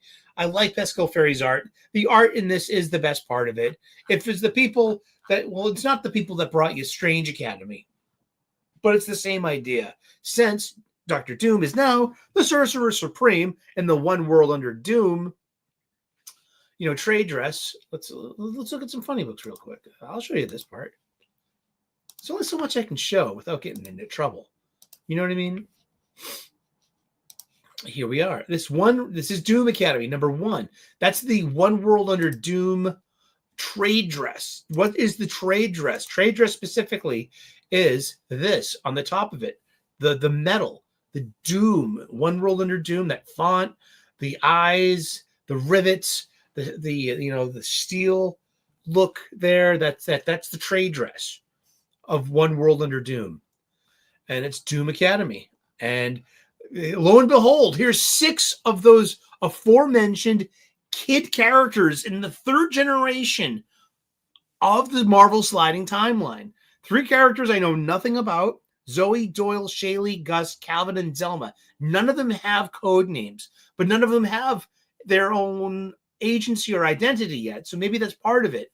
This comes literally from Strange Academy. And I forget. I know that Humberto Ramos was one of the co-creators, and I love Humberto Ramos's art. But I love Pascal Ferry's art here. I'm a big fan of his stuff. But this is such a boring comic book. It's told from the perspective of the little girl here. This is Zoe, and I get nothing to say about ethnicity. I don't think that even matters. This is and then you get the kid with the head on fire, and the Doom Academy has moved to Latveria rather, and then and there's Dr. Voodoo, other known as Brother Voodoo, and this is it. It's Harry Potterish, and it's like an evil Hogwarts, and this is it. This is the comic book you're getting. This is your issue 1. Look at this. Look at this art. I mean, well, actually, it's pretty. I wonder if he hand drew that. It looks hand drawn. You can tell that by the spines of the books in the line art. You know what I mean? A lot of the, that's not that bad. But this is it. I mean, look, it's all just talk. Kids talking, girls explaining things to dumb boys. Talk. This is page 18 of fucking 30. Talk. Oh my fucking Lord. What a boring book. God damn it. God's fracking damn it. I mean, seriously, we're good. This is page 23 of 30. We just look at all it. It's everqueer. The color. To be continued. That's 27 pages, 25 pages of nothing. How do you that make it? Wow. I have no idea what I just did. Did I just have a rant? A Pikachu. Did you write that down? Was I executing the script? But that was a real comic book that Marvel's trying to sell you, especially as part of the One World Under Doom event. So this is like some of those unnecessary tie-in issues. That's one thing about going through all of my comic books last year or the year before, seeing all the unnecessary tie-in issues to the events I get, because I just had that completist node up here, that sickness, that certain sickness that comic book fans possess, that I need them all. Okay, I'm okay. I forgot my water bottle. I'll be okay. My Bubba. I read 25 fucking Marvel books this week. Some of them were okay. But this one wasn't. Exceptional X-Men number 6. Talking once again. I'm going to share the screen. Because once again, okay, because we had 6 kids in that last comic. And we have, I think we have 4 in this. Here we go. We got Kitty, Emma. So we got Bronze, Axo, Melee, and that's 3. We have 3 at least. Bronze, Axo, and Melee. All right. So we have 3. So that's at least, okay. With the 6 in Doom Academy, now we're up to 9. And we haven't even, there must have been at least 10 more in New Champions last week. I swear. Just like, this is a really awful book. I mean, I mean, I don't even want to look at it anymore. I'm sorry. I call it excretional X-Men. Excretional means pooping. Lord Thoth, hello. How are you? Good to see you, man. Our Canadian Green Lantern. A Canadian you can trust. A Canadian I feel that won't boo our national anthem during NHL hockey games. Incredible Hulk 22. As we say, let's stick a pin in that. We'll see that again. Trust me. Infinity Watch number 2. Written by Derek Landy. Artists are under the Rio Grande. I'll just put it that way. This is really digital. Oh God, let me just, you gotta see this. You gotta see how bad this fucking art is. You gotta look. I had to look at this. You gotta look at it too. This is Colleen Wing, and she's in possession, I believe, of the Mind Stone. Okay, we have the Star Stone. Every one of the Infinity Stones has found a human host, and now they have formed a team. And when they team up, they are very stony or something like that. But Colleen Wing, as you know from Heroes for Hire, on again, off again, love interest of Danny Rand. But she's like she's often teamed up with Misty Knight. She's one of the New York City street level kung fu fighters. And she is now in possession of the Mind Stone. And so you have a team of misfits all together. And this Phil Coulson with the Death Stone. See, Death, the character of Death, the female form of Death, who is Thanos's, paramour, became an Infinity Stone. And now Agent Phil Coulson, who is dead, became the host of the Death Stone. And now he's like, meet Joe Black, of the Marvel Universe. And so we got this guy here who is just going to kill the entire Infinity Stone team, put all the stones inside this giant sword. Oh my God. Holy Final Fantasy VII, anyone? Jeez, I played that game. See, look, I'm collecting the stones. I'm going to do the stones and this thing with the stones. And I got this off of a movie. Sully, maybe, just maybe. Pikachu, what do you think? He said, I don't think my head's stuffed full of fluff. I'm a stuffed animal, Jones. You got that right, kid. Wow. Okay, Laura Kinney Wolverine #3. It's just some merciless girl boss, team ups with Daredevil. Yes, Daredevil. Yes, Wolverine. And it's Elektra and Laura Kinney. It's Elektra and X-23. Daredevil, Wolverine. Daredevil, Wolverine. We have to remind everyone that we have code names that we stole off the men for our postmodern, application of oppressor and oppressed, and to equalize power, to take away power away from the patriarchy by taking their agency away and their name. I said that. I meant it. Miles Morales #30 is a crossover with Deadpool, both written by Cody Ziegler. And I've been rooting for this little book, Miles Morales Spider-Man, for about a year and a half. This is the issue where I hit the wall. Hey, and guess what? It's time for another commercial break. And coming to you, Mama Sully's chicken fried sushi. That's right. Who doesn't like chicken fried sushi? Raw on the inside, hot on the outside, and crispy. You have all these sauces, and for now, buy 2 get 1 free. Day old sushi, 75% off. Remember that. Come one, come all. Thank you, JK. See you later, alligator. You and kiddo have a great day. And thank you so much for making time to hang out with us. It's always cool to see everyone in the chat. It really is, we really have a show. We have it because it's not just me, it's you guys too. I mean, just you some of the most important parts of this show is you guys tuning in, being part of this ongoing comic book shop style conversation, the kind that we've been having for a couple of years now. I was thinking about it the other day. Someone asked in Wes's Thinking Critical's chat yesterday, like, how do I get on the show? I mean, what does it take? And I was like, I'll answer that. Just keep making content. Just keep doing it. I was just making content. And back then I was doing the daily show when we were doing the golden age of DC Comics, and Wes saw one of my videos. Maybe it's because I was in the live chat and he just clicked on my icon and he saw, oh, he's got a channel. He makes comic book content. Oh, he's pretty smart in the chat. And he gave me the opportunity. He just invited me on the show one day, over 2 years ago now. And guess what? I'm on the show. And I'm one of the comics aficionados. And we should be meeting up.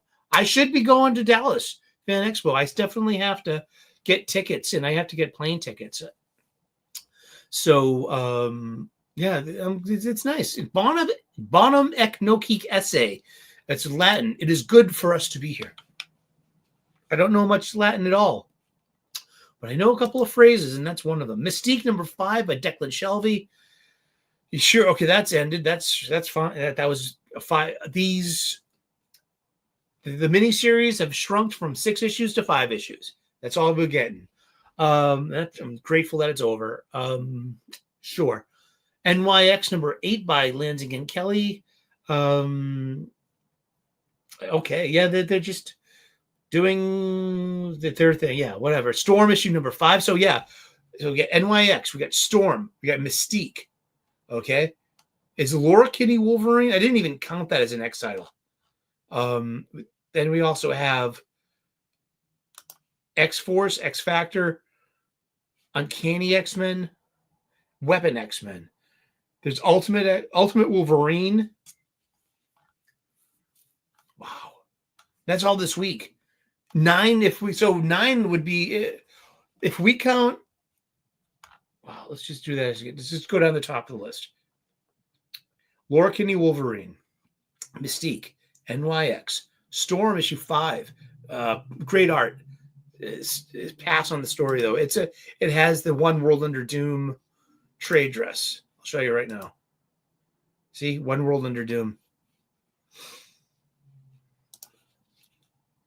One world under your doom. Hoo-doo-doo. All right. Oh gosh, I lost count. All right. Exceptional X-Men. Laura Kinney Wolverine. Mystique. NYX. Storm 5. Ultimate Wolverine. Uncanny X-Men. Weapon X-Men. X-Factor. X-Force. 10 X-Books dropped this week. How does that consider the guest? How does that consider the reader? How does that consider the local comic book shop that needs to buy these in advance and put them on their shelves? Why would you do that to any of us? Wow, that's fucked up. Wow. I'm sorry. That just blew my mind. Yeah, that's 10. Wow, fuck you. All right, so Star Wars Ahsoka issue 8. It's the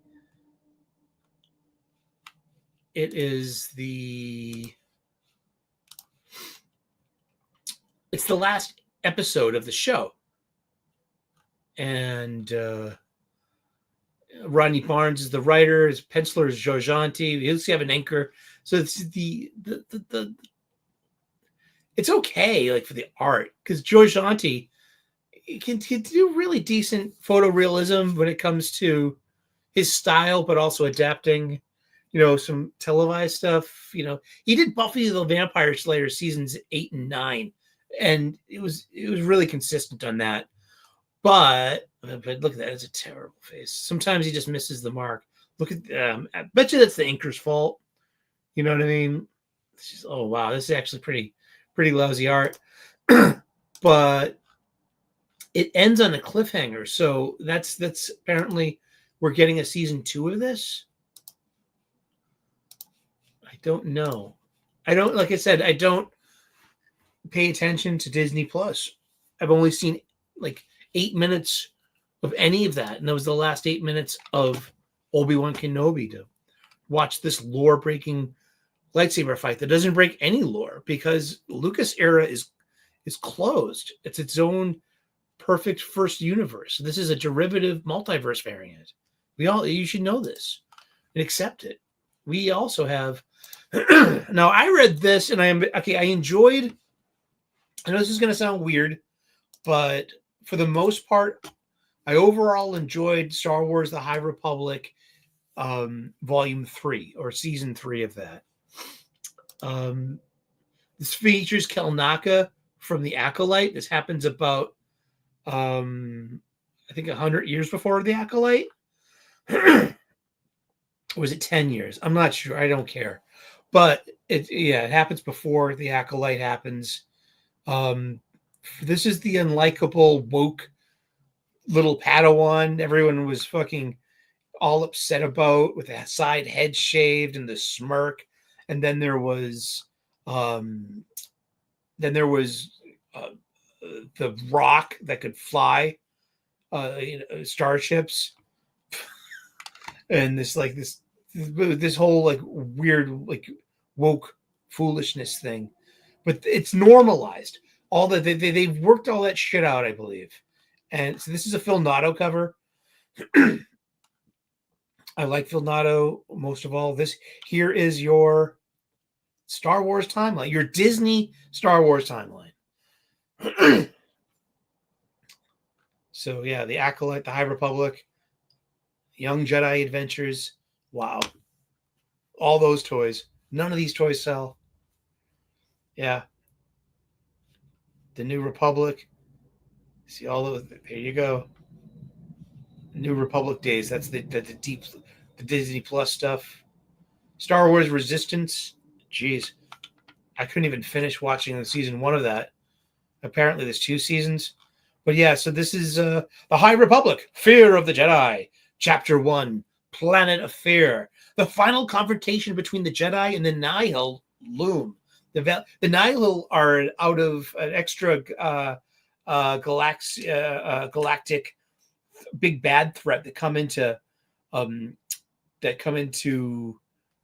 new Old Republic space, and they take out the Starlight Beacon and subjugate huge parts of the known galaxy, and it's actually a really good big bad. Yeah. So I really actually liked the previous volume of this. So this is basically High Republic Volume 4. Geode, thank you. And so now it's like, so the woke little girl grew up to be a Jedi Master. And now they're just telling Star Wars stories now. So these are actually pretty decent Star Wars stories. And here you go. Imagine if you split this. So this is what Ethan Van Sciver is talking about when it comes to Eric July, talking like, this is a 2-page spread. And breaking up a 2-page spread. Imagine if this was the right-hand page and you got split up between the next page that you had to turn over. No, this is a 2-page splash page, 2-pager. And they're read left page, right page. I mean, yeah. Man, that guy, I got nothing to say about that beef. But Eric July going on the record saying, like, I'm doing this for cinematic qualities. This wasn't a fuck up. This wasn't someone falling asleep at the wheel who didn't really properly edit their book. No, you published it. Seriously. Like, I've kind of reached. I stopped. I've met my suspension of disbelief right there, Eric July. I have no beef with you, and I watched a lot of Ethan, but I got no beef with you.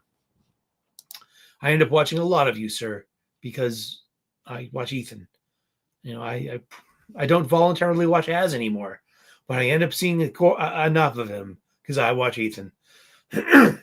This just ended up being a decent Star Wars story. That's the best you can hope for. So, just Star Wars: The High Republic is the only good Star Wars book that they're making. Out of all of those Star Wars books they put out every month, they put out between 8 to 10 Star Wars books a month sometimes.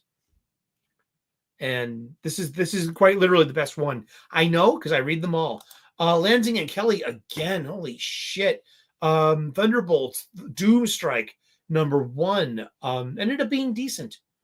It wasn't that bad. But don't worry, they got plenty of time to fuck this up. Ultimate Black Panther #13, written by who wrote this? Hill? What's his first name? Brian Hill. Art by Stefano Caselli. So he's been consistent. They've done all 13 issues each. There's always good fight scenes in this book. There's always good rising action. Good. This is the most typical, normal superhero book that the Ultimate line got going. I think this is a better book than Ultimate Spider-Man. Ultimate Spider-Man is its own flavor. It's trying to be Sopranos. So it has like intermittent action. This is more of like an Arnold Schwarzenegger movie. Well, may I say maybe like a Wesley Snipes action series movie. Because to keep it black. You know what I mean? Yeah.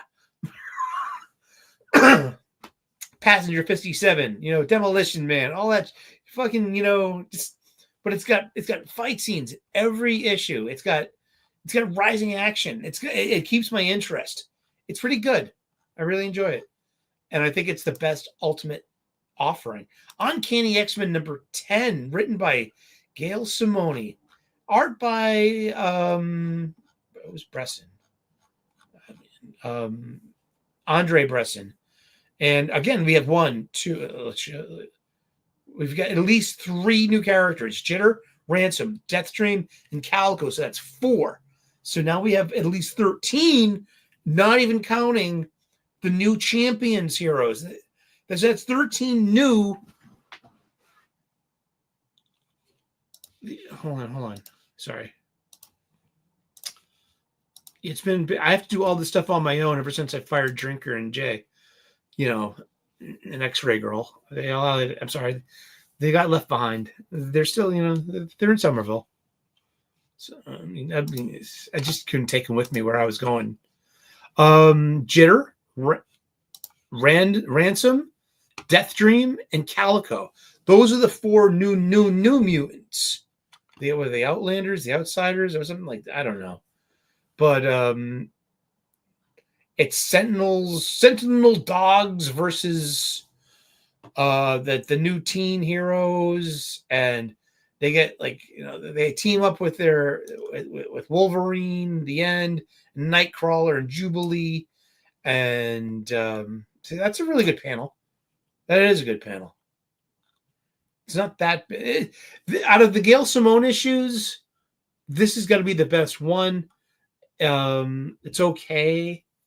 I mean, Deathstream, he releases the dogs that they got weaponized with cyber parts, and he set them free to dog heaven.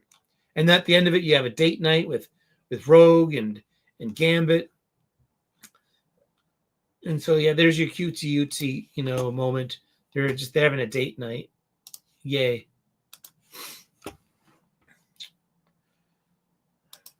Yeah, exactly. Yeah, the whole dark. Yeah, and but they gotta we have to make our own IP, and I don't know. I know. There's no winning. There's only losing, and it's like War Games, the movie, with Ali Sheedy and Matthew Broderick. Wow. Good morning. Hello, Gray. How are you? Yeah, I didn't get lucky on my date last night. She had car trouble. And so I am sitting at the bar and I'm watching the Bruins game. So I'm like, oh, shit. That's okay. Shit happens, but I didn't want to get too drunk alone at the bar. And Gray is here. That is right. It's snowy here. It's snowy here too, but it's the first day. It's going to be over freezing for the rest of the week, so a lot of it's going to melt, thank goodness. Because the world is a glazed donut right now, and it's very slippery. Why you left me with Bandito? I hope you had a good time hanging out with them. I told them, too. I was like, I might have a date. I mean, I'll give you a definite maybe. But, so it was from Match.com. It's okay. I mean, shit happened. No, we're gonna rain check. She was like, I gotta I get car trouble. Please don't hate me. And I'm like, no, it's okay. Shit happens. You know what I mean? If it happens again, that means you ain't getting the date. But at least I cleaned my entire condo. You know what I mean? I've mopped the floors and did everything just in case I had a midnight caller. So it's April fresh and lemon clean in here. Oh boy, Sully is the wandering Ronin of comic chat streams. He goes where he wants, taking life and talking of comics. And here comes your next commercial break, apparently, or maybe it's dependent on when you started, and it's 18 minutes from when you started, because I put on this Gray. I just let you know, as a fellow YouTube creator that's monetized, I toggled the monetization things to run an ad every 18 minutes because it gave me the option. I'm like, sure, why not? Let's I'll try this one. Let's see how it works. And So everyone should be seeing an ad right about now. Let's see. But yeah, Uncanny X-Men 10 happened. Werewolf by Night, written by Jason Liu, who is also doing the Dazzler book. Okay, so he's like, I mean, he's not that good. If you think about it, that's Mistress Lilith. Remember her. She give you a lot of head. You start macking on her. See that for it? Look at that head. Jeez. But this actually has, okay, we got Servio Davila on pencils, R.A. Jimenez on inks. The art in this fucking book is great. Look at the art. Look at the second panel here. Look at the ripples in the waves. Not the color gradients, but the line art, the line work. Look at the blades of grass. I mean, look at the branches, the happy trees. Like Bob Ross would say. There's nothing happy about these trees. This is a Red Band book. Remember that Elsa Bloodstone is nigh immortal, so she has a healing factor, so she's going to come back from this. But look at the line art in this is amazing. This is such a really good, good book. I mean, like, the story's mediocre.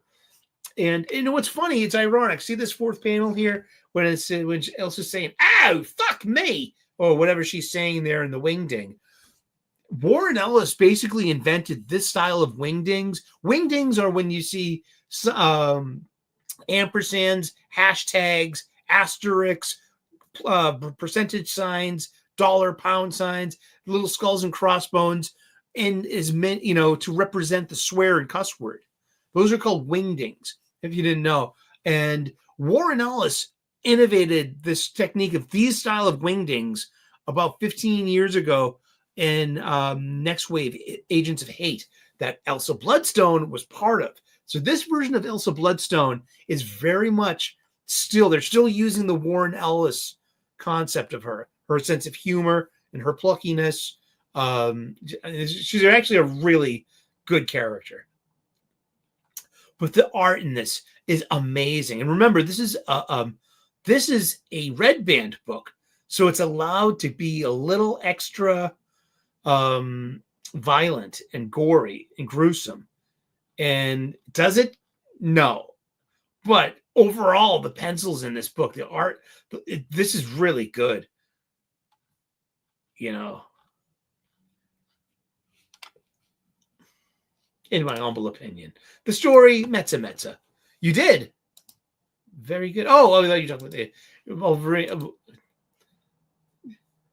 Great. Did you read Ultimate Wolverine 2? I'm about to get to it. That's next. Because actually, we had Weapon X-Men number 1, written by Joe Casey, of whom I had a stellar conversation with yesterday. And really good art by Chris Cross, who did the pencils, inked by Mark Morales. So this thing, I think, Weapon X-Men, had it going on. It also has the One World Under Doom trade dress on the top of it. But, I mean, what I liked most about Weapon X-Men number 1 was its pacing. It's just a really well-paced story. It's standard superhero fare, so it's actually really competent, decent superhero story. But it's just really well done. It's really well put together. And the story beats, the story flow, the panel pacings, it all worked. I said it was jaunty. It had feet. It moved. I really enjoyed the hell out of that. That was like, this was really good. And I liked it. X Factor number 7 was terrible. X Force number 8 was terrible. Your Friendly Neighborhood Spider-Man, which is the prequel to the new cartoon, was terrible. And Ultimate Wolverine number 2, written by Chris Condon, art by Capuccio. Who's the Capuccio in this? There's only one good scene in Alessandro Capuccio, and there's only one. It's like 30 years ago, and the maker shows up and has some kind of like murderous conflict with someone in the Ultimate Universe, somebody big, and it's about Ultimate Wolverine. Now, some of the art in this is really good. It just like really looks like good pencils, and almost like pastels. And then it kind of loses its way in a digital morass of just like over digital production. You know, it's Wolverine being tested about his capability to accept orders. So he has to go and kill a kill squad from his own side who is being sacrificed and made it, you know, a kind of just a, you know, there's this thing where it's like Colossus wants to see the specimen, bring this Logan before me, this Wolverine, this our Winter Soldier, take him, and it's like, because he's having dreams, and so Colossus is just going to crush his spirit and reinforce that he is under our heel. So there's this really, Chris Condon is kind of playing very well with what Dennis Camp is putting down on his Ultimates, which is unfortunate. And it's really activist flavored. I can smell the activism coming through it. It's like you can smell the garlic on your sweat the next day. I can smell the activism, you know, and just inherent to this. Colossus is the Chad. He's a chud. He's an oppressor. And he is just oppressing Wolverine and giving him, it was just, all I see is this fucking activist angle. Man, it was just, you know, yeah, I'm not buying it. And I'm not. And speaking about comics I buy, it's time to play.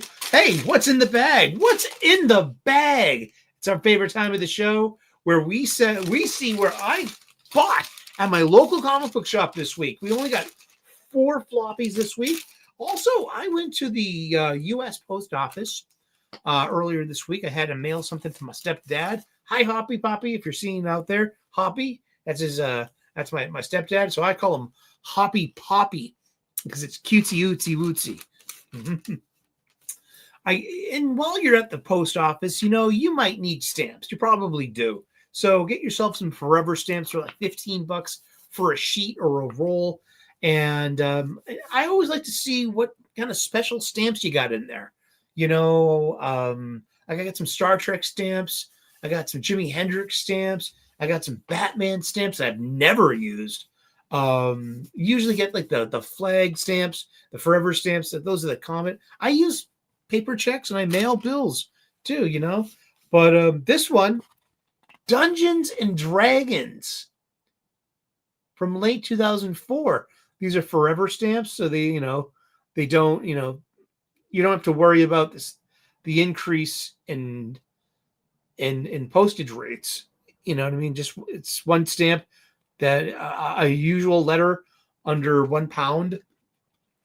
The only thing that I'm really missing here, I was never a Dungeons and Dragons fan. But what I like is the gelatinous cube. I mean, what an awful way to go.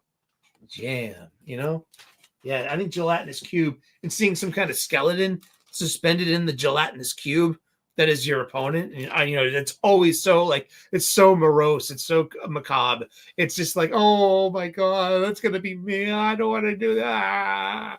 You know, but what's in the bag? What did I get this week at my local comic book shop? I'll tell you. Flash. Bow, bow. Savior of the universe. Dun, dun, dun, dun, dun, dun,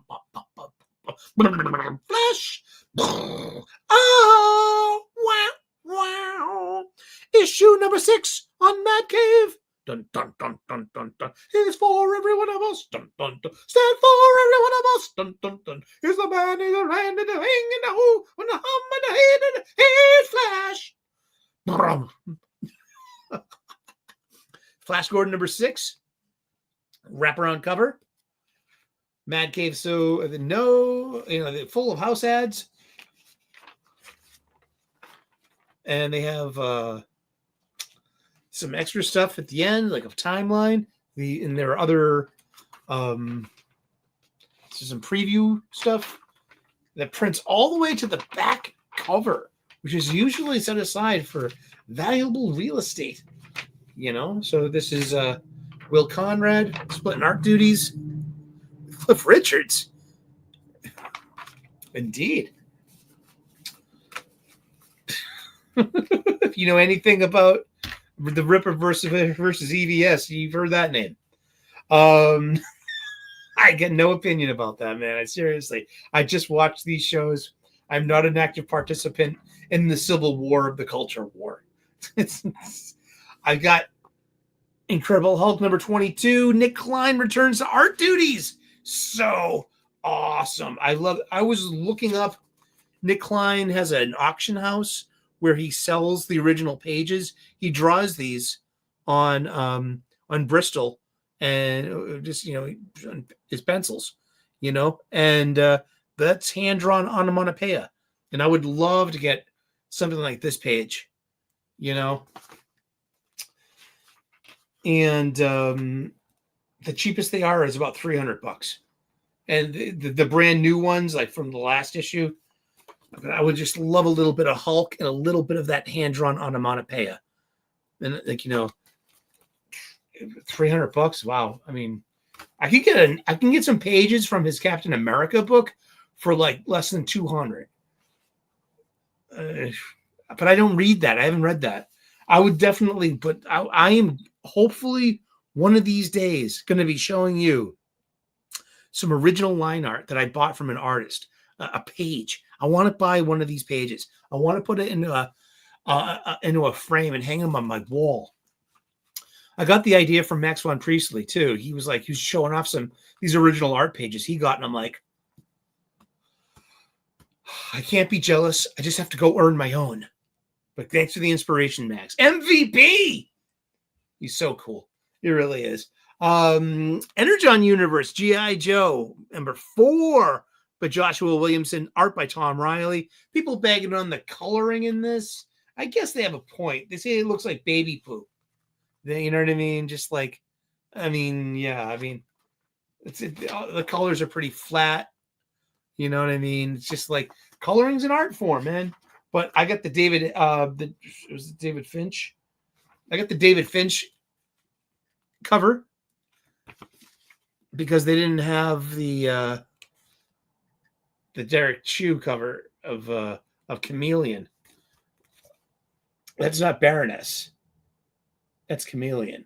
But isn't Chameleon Baroness's twin sister? Because apparently, I remember this barely. In the early G.I. Joe, in the first 20 issues, Baroness gets caught in a fire. She gets badly burned. So she has to endure a lot of reconstructive surgery. And then there's a double of her, and that's Chameleon, another sexy femme fatale. Speaking of, that's Chameleon right there. But look at that headshot. I mean, this is some really good action. And this is very much, it's like an 18+ cartoon in a way. It's really good. I mean, it's fun. It's here's some more of that, that coloring they're talking about. But yeah. Hey, look, that happens on the cover. And the pick of the week. What's our pick of the week?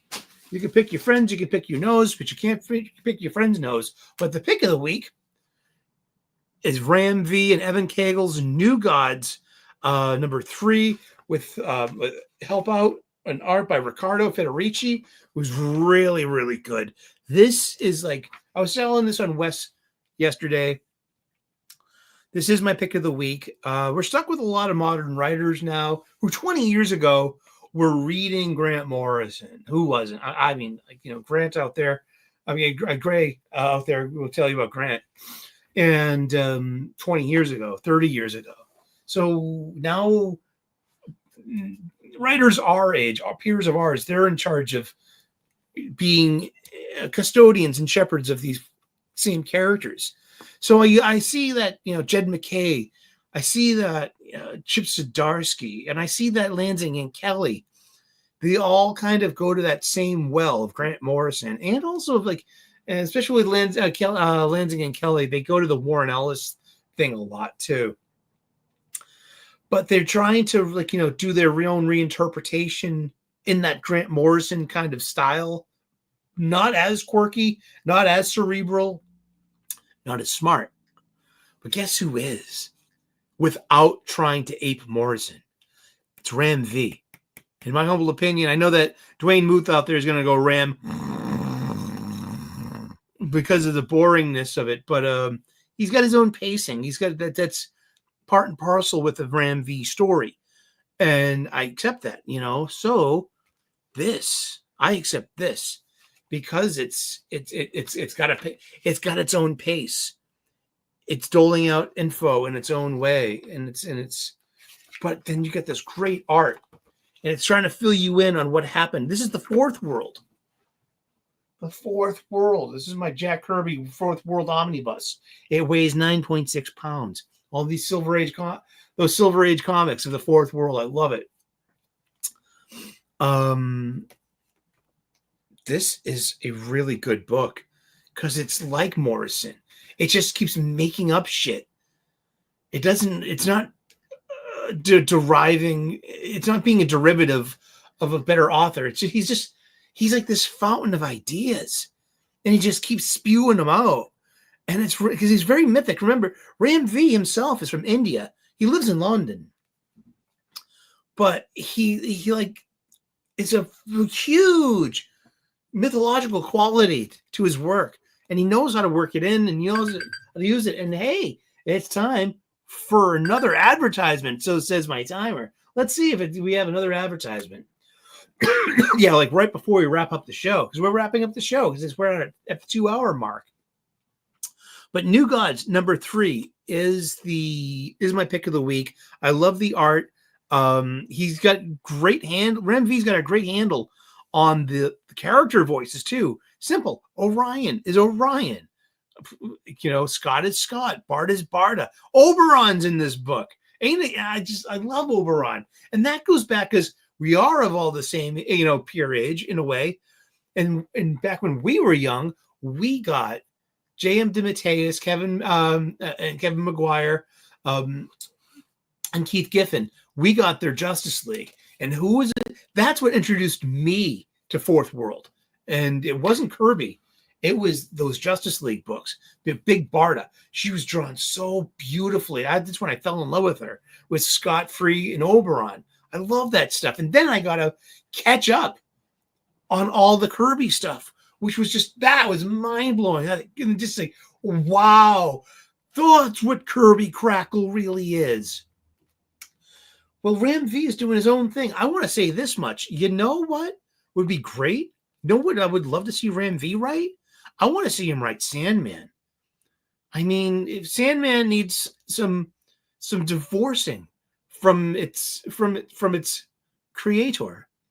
I mean, hey, where's the Neil Gaiman news been? Huh? We got to hear about Elon Musk's baby mamas, but I mean, no one's heard about this Neil Gaiman news in a couple of weeks now, right? I don't know. Did I say Orion? I meant Orion. Sorry. But yeah, but Orion is Orion. It sounds like Orion. Scott Free, Mr. Miracle sounds like Scott Free. Barda sounds like Barda. Oh, but it's a really good Barda. Oberon sounds like Oberon. It's like I got introduced to Scott, Oberon, and Barda in the pages of Justice League and Justice League International and the Bwahaha days of 87, 88. And I love Kevin McGuire's rendition of Big Barda. Oh, wow. Mm-hmm. Exactly. But this is a really good book, and I'm glad that I'm tuned into it. And that is it for this week at the Super Sully Sunday stream. Thank you so much for tuning in. Please think about subscribing. We're on the march to try to break 2,000 subscribers by the end of this year. I know we can do it, and I literally cannot do it without your help. So tune in, stay tuned, welcome, and be part of this ongoing comic book shop style conversation. We make a big deal about local comic book shops. If you don't have a local comic book shop in your area and you need one, there's some details in the description of this show. Contact Yule Carter at Fantastic Comics in Berkeley, California, and you might be your own mailbox away from having a local comic book shop. And that's your business with him. But I had to send him, all the business I can. I shop with him. Every time I've shopped with Fantastic Comics, I've always gotten my order within a week with a tracking number, and they've been properly packaged. I believe I've shopped with them 5 times over the past 2 years. And it's I have gained another comic book shop, and it's all the way on the other side of the continent. That's some really good. And I got to help a friend's business too. Give him some business. So, pay it forward and pay Yule for some comic books. Get your own. Well, you have a wonderful day. It's good to see everyone out there. Thanks for tuning in. So tune in Saturday, 10 a.m. U.S. Eastern at Wes's Thinking Criticals, Comics Aficionados. We'll find out what's going the menu. I usually find out the day before, like late in the evening. So it's like, that's who we're gonna what we're talking about. It's always a good time. One of the best chats out there. So everyone out there in TV land, from Pikachu, the executive producer, from me, the talent who reads his copious amounts of show notes, I don't think of anything original. I'm just the talent. I mean, Pikachu is the brains of the operation. So have a good day. Namaste. Good luck. And we will see you in those funny pages. Okay. Ciao. Bye-bye.